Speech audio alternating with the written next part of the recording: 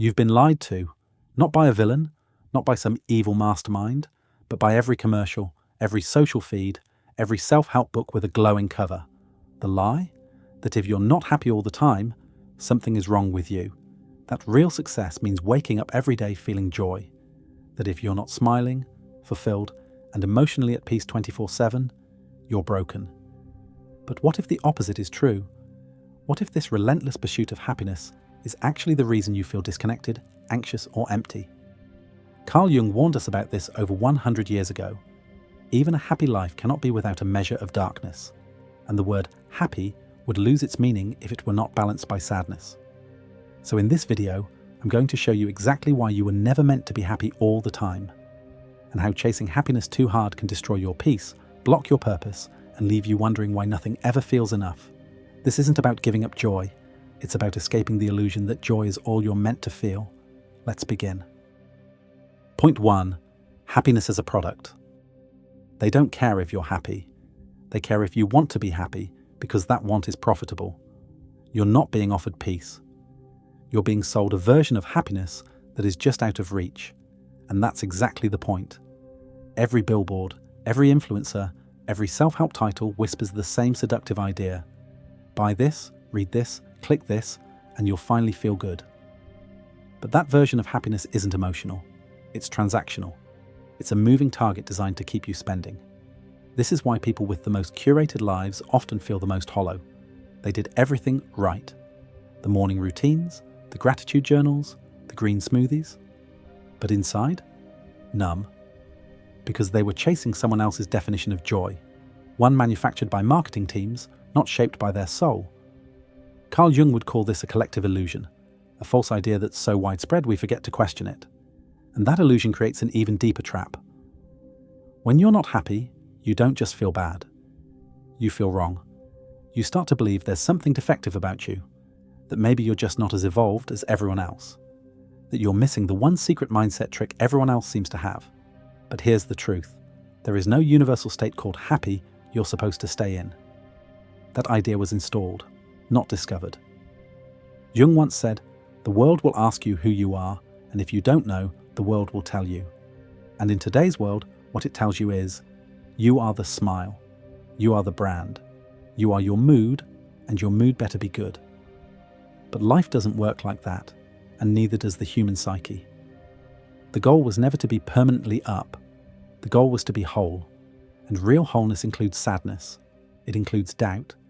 It includes the days when you wake up and nothing feels okay, and that doesn't mean you're broken. It means you're alive. Point 2. Negative emotions are signals, not failures. Let's stop pretending that sadness is a glitch. It's not. Sadness is a signal. So is anger, so is anxiety, so is grief. Your negative emotions aren't proof that something's wrong with you. They're proof that your inner compass is working. But we've been taught to fear these signals, to label them as bad and suppress them as fast as possible. Why? Because negative emotion doesn't sell well. No brand can pitch you doubt in a bottle. So instead, society wraps positivity around your pain and suffocates it. But here's the reality Jung pointed to again and again. Depression is like a woman in black. If she turns up, don't shoo her away. Invite her in, offer her a seat, and listen to what she wants to say. That's not just poetic, that's psychology. Because when you ignore or numb your emotions, they don't go away. They go underground. They become complexes. They become chronic anxiety. They become a haunting sense that something in your life is off, even when it looks perfect on paper. And when you pretend you're happy to avoid discomfort, you don't become strong. You become divided. Split between the you who performs joy and the part of you screaming to be heard. This is why your bad days matter. They contain the real data of your life. Pain tells you when a boundary is being crossed. Anger tells you something's unjust. Sadness shows you where something meaningful was lost. And anxiety? That's the soul shaking the cage, asking, are we really okay with this? These emotions are not mistakes. They're messages. And when you stop demonizing them, something incredible happens. You learn to sit with discomfort without rushing to fix it. You start hearing what your psyche is actually trying to say. You stop living on autopilot. And in that quiet honesty, you find something deeper than happiness. you find clarity. Point 3. The trap of toxic positivity. Let's talk about one of the most insidious trends in modern culture. High vibes only. It sounds harmless, even empowering. But beneath the pastel quotes and smiling selfies is a dangerous message. If your energy isn't positive, you don't belong, and that's where the trap snaps shut. Now, if you're grieving, you're bringing the energy down. If you're angry about injustice, you're told to focus on the good. If you're simply tired, uncertain, or not in the mood to pretend, you're labelled low vibration. So what happens? You start faking it, smiling through heartbreak, nodding through betrayal, forcing joy because you think if you're not radiating gratitude, you're somehow failing spiritually. That's not growth. That's gaslighting. Spiritual gaslighting. Carl Jung warned that when we idealize one side of the psyche and reject the other, we create imbalance. In his words, one does not become enlightened by imagining figures of light, but by making the darkness conscious. But high vibes only does the opposite. It turns darkness into taboo. It creates a performance-based spirituality where only the curated version of you is acceptable. And here's the cost. You lose your ability to be honest, to be raw, to process the exact feelings that would actually move you forward. The truth is, healing isn't pretty. Transformation isn't cute. The caterpillar doesn't meditate its way into a butterfly. It dissolves. It breaks down in the dark. So no, you are not supposed to be happy all the time. You're supposed to be real. And sometimes, the most spiritual thing you can do is sit in your pain without trying to escape it, because that's where the gold is. In Jungian terms, that's individuation, the process of becoming whole by integrating what you've disowned. So the next time someone says high vibes only, you can smile and think, I'm not here to vibe high, I'm here to vibe true. Point 4. The more you chase happiness, the less you feel it. Here's a paradox most people miss. The more you try to be happy, the harder it gets. Sounds crazy, right? But neuroscience backs it. So does ancient wisdom. Here's why.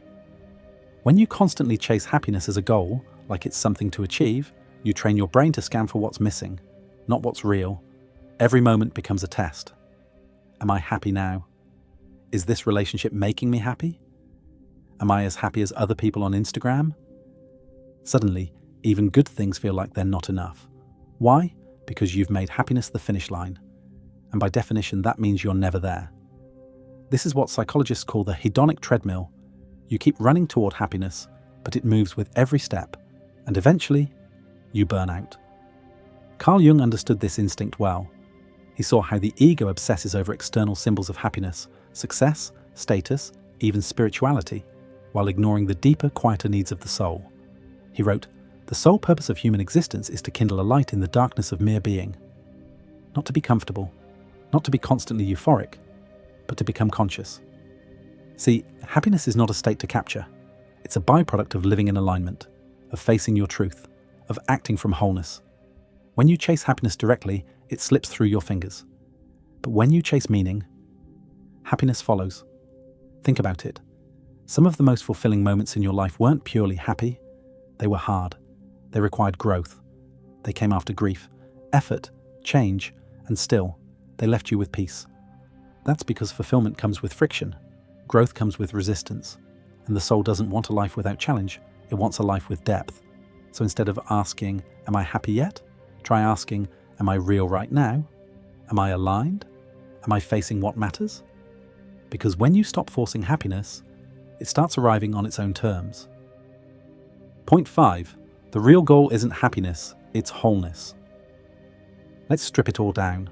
Not every day needs to be beautiful. Not every mood needs to be optimized. Not every moment needs to be made positive. You weren't born to be a sunshine machine. You were born to be whole. That includes the light and the dark, the calm and the chaos, the progress and the pain. And here's the twist. When you stop dividing your emotions into good and bad, you stop fighting yourself. And suddenly, peace arrives. Carl Jung believed that the highest purpose of life wasn't to be happy, it was to become whole. He called it individuation, the full integration of your conscious and unconscious self. To Jung, the person who is whole is not perfect. They're not always joyful or centered. but they are real. They have integrated their contradictions. As he put it, I'd rather be whole than good. Why? Because good is a performance. It's often based on societal scripts, expectations, and approval. But wholeness, that's liberation. It's the freedom to feel fully, to own your story, not just the highlight reel, to carry your grief with grace, to honor your rage as a teacher, to cry without shame, to laugh without pretending. In short, it's the courage to be a complete human being. Here's the empowering part.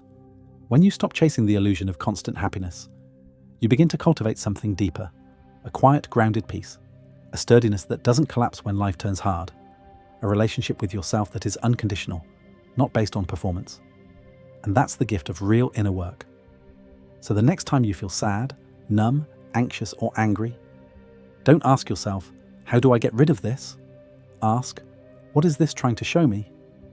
What part of me is trying to be seen? Because underneath every so-called negative emotion is a message. Not a problem to fix, but a part of you waiting to come home. And when you make space for all of you, you stop being at war with yourself. You become whole. You've just seen the trap. The truth that most people never realize is this. The pursuit of happiness, as we've been taught, is a setup. Not because happiness is bad, but because turning it into a permanent state means you'll always feel like you're failing. Real life is richer than that. It's layered, messy, sacred. And it's not about being happy all the time, it's about becoming someone who can hold the entire experience. Because when you stop trying to feel good all the time, you finally become strong enough to face what's real. And paradoxically, that's when peace begins to rise. Jung said, until you make the unconscious conscious, it will direct your life and you will call it fate. Now you've made something conscious. You've seen behind the curtain and reclaimed a little more of your soul. So here's your quiet invitation. Next time you're low, don't rush to fix it. Listen, sit with it. Ask what it wants from you. You're not broken, you're becoming whole. And that journey, that's better than happy. That's real. If this video helped you see something differently, drop a comment. Let me know which part hit you hardest. Because chances are, someone else needs to hear that too. And if you want more videos like this, deep, honest, psychological, hit subscribe. You're not chasing happiness anymore. You're chasing truth, and you're not alone. See you in the next one.